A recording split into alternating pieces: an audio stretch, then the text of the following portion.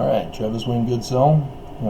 This is day 2 to see if YouTube's going to allow me to post vlogs.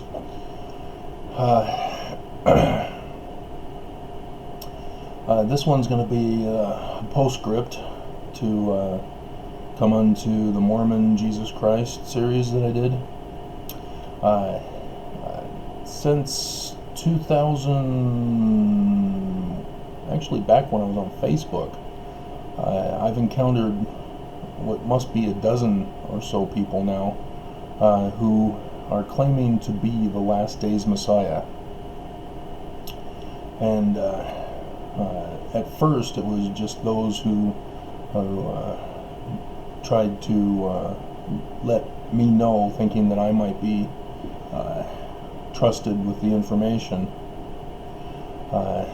But since 2017, it's been people who want to challenge me, as if they're wanting to secure themselves as the last days Messiah, and the thing that none of them get is that we don't get to choose who the last days Messiah is. History will choose, because it's by their fruits ye shall know them. And so what the series that I've been working on for you was illustrating was the identity, what the fruits of this person are. Also needs to be told as well. And so again, you have to refer to your scriptures. We know from the Torah, which is the primary source document for which the Jews refer to, that Moses is the type and shadow for the last days Messiah. And what we learn is that he has a knowledge of Hebrew as well as Egyptian, because he's a Hebrew and he's set afloat on the Nile as the Prince of Egypt. That's the symbol. It has nothing to do with King Sargon, as many scholars like to try to claim, to associate a Mesopotamian origin for the Hebrews.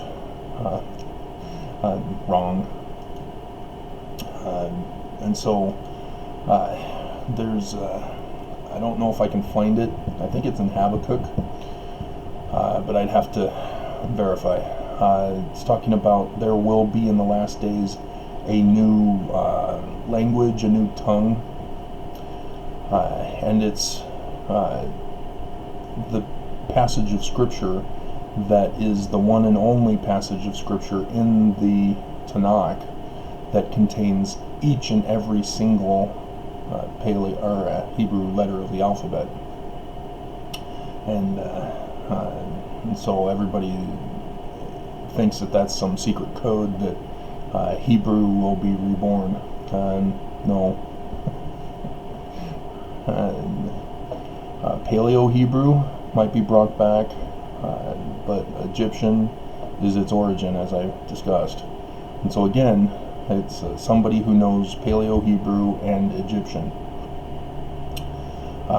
He will confront the government, Pharaoh, to complain about the corruption of the government.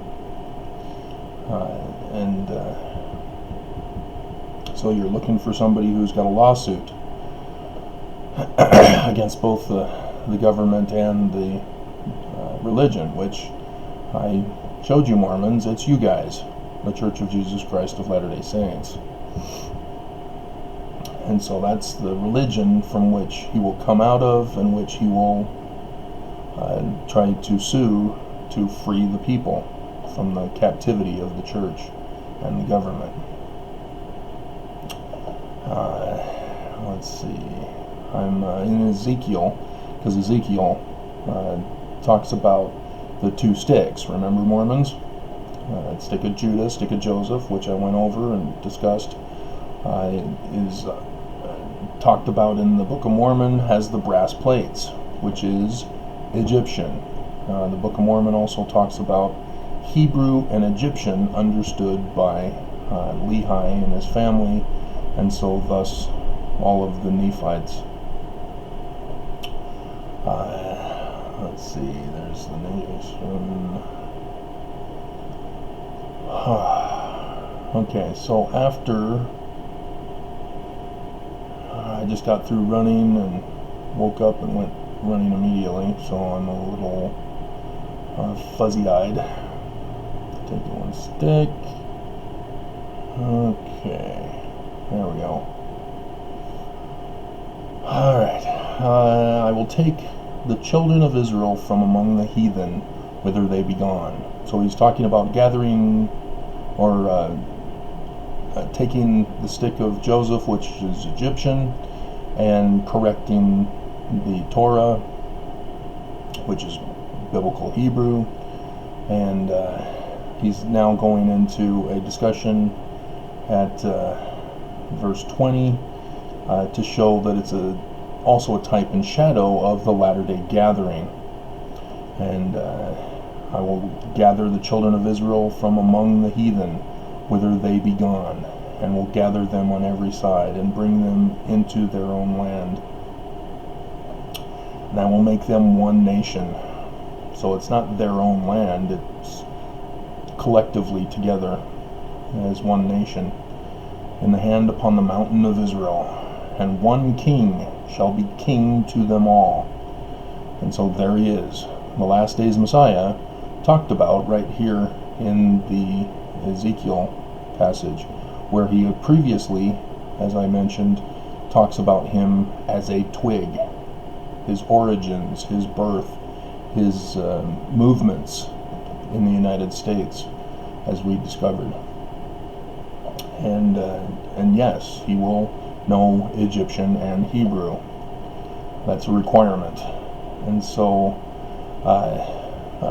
one particular guy that communicated with me lately, the other day, he reached out through my website, which has been shut down by my website because of their fraudulent use of analytics, which censors people.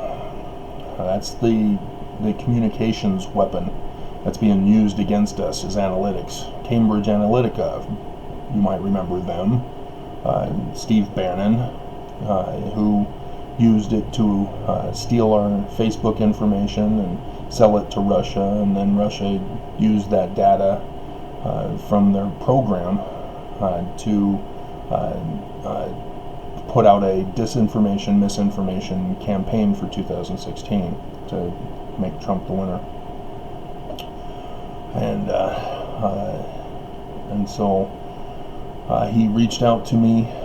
His email was a Yahweh name, a Hebrew God name, and he was requesting some of my Hebrew works. So I gave him my Hebrew works, and then he responded, awesome, great, what are your intentions? What do you make from your research? And so I told him, and told him about the Paleo-Hebrew and the Egyptian connection with the need to correct the Torah. Haven't heard back from him since. The thing is, his actual name, as he lists for his email, Prince David. Yeah. So another guy pretending to be the Messiah, who doesn't know that he's supposed to know both Hebrew and Egyptian, and so I shut him down just by being innocent little me. And so you have to know, guys, if you're gonna claim to be the Messiah, you got to know who you're supposed to be. If you don't know who you're supposed to be, you're gonna humiliate yourself. So many false Christs and false prophets and false messiahs, false Christs or messiahs. And so, here's also Prince David, because the last days Messiah is to restore the government and the religion of the 18th dynasty that I went over. Tawut is David, and Tawut comes from the 18th dynasty. And so the gathering takes place, and it'll have one king. And you might think, well, Trump's already king. Why can't we just have Trump? Because he's not the one. He doesn't know Hebrew, he doesn't know Egyptian, he doesn't even know English, he's illiterate. So he's not the one, he's the false Christ, and thus is the beast that John the Revelator is talking about. It's very simple if you understand what to look for. And so that's why the Jesus story talks about King Herod referring to his astrologers and saying, do you know this guy? Where is he supposed to be born? And all this, what about him? And so they consult the scriptures. So they don't make it up. Alright. And so again, just like the Jews don't accept the New Testament Jesus claims, because according to the story, he dies. That's not the fruit of the last days Messiah. You can't have somebody who dies. And you can't have an exalted God come back a second time. The Jews know that's not the one to look for either. It's a human who is to be born of mortal parents who is the last days Messiah. And that's who they're looking for. And that's where Christians go wrong, is because it's not Jesus who was assassinated, had his kingdom usurped, waiting for him to return again to battle the one who killed him. No, it's his son in the type and shadow. Alright, let's see. Cleanse them, purify them, blah blah blah. Alright, in 24 of Ezekiel 37, and David my servant shall be king over them. So it's referring back to this one king in 22 who gathers people. He's rescuing people from the world, bringing them to the United States to create a new nation, a new America, a new Jerusalem, the new Zion. And they shall have one shepherd, and shall also walk in my judgments, and observe my statutes, and do them. So the Constitution is what it is. That's the judgments and statutes. A constitution is a written document for which everybody is to live their lives and be punished for violation of the laws. And so, as I've been talking about, the Constitution has a preamble saying we're organizing a government to help preserve the rights of the people. And so the structure in Articles 1, 2, and 3 are about how to how they want the government to be designed to spread out the authority so that it's not vested in a king, one individual. And so here you have one king with a constitution, and you may think, well, we can't trust this king because he may be corrupted and seek power for himself. But you see here, no, he's using a constitution to govern. That's what keeps him in check. That's what allows the people to keep him in check. And that's how the people know whether the leader is good or bad. And as I've have pointed out in other videos that the Constitution talks about 3 categories: life, liberty, property. Those are the 3 categories of rights that we have as equal human beings. We all must be guaranteed inalienable right to life, liberty, property. And you may say, well, isn't it pursuit of happiness? Well, that's what they understood as the pursuit of happiness, was the obtaining of property that we as human beings desire to live our lives in happiness. And so when someone violates our lives, our liberty, our property, thus constitutes a crime for which people need to be judged and punished, and restoration made to those who lost. And so I've talked about how our government demands a law, a specific law, and you see it here with the Trump impeachment, where Trump is saying, well, Trump is above the law, he is the law, and because it's not written in the Constitution otherwise. And so, no, that's not how it works. You can't get away with crime because there's no specific law code designating that you can't do that. And that's where I talked about future inventions and technologies. There's no way we can know the future to create a law for each and every specific thing that comes out, and but yet people have been trying it in our land, in America.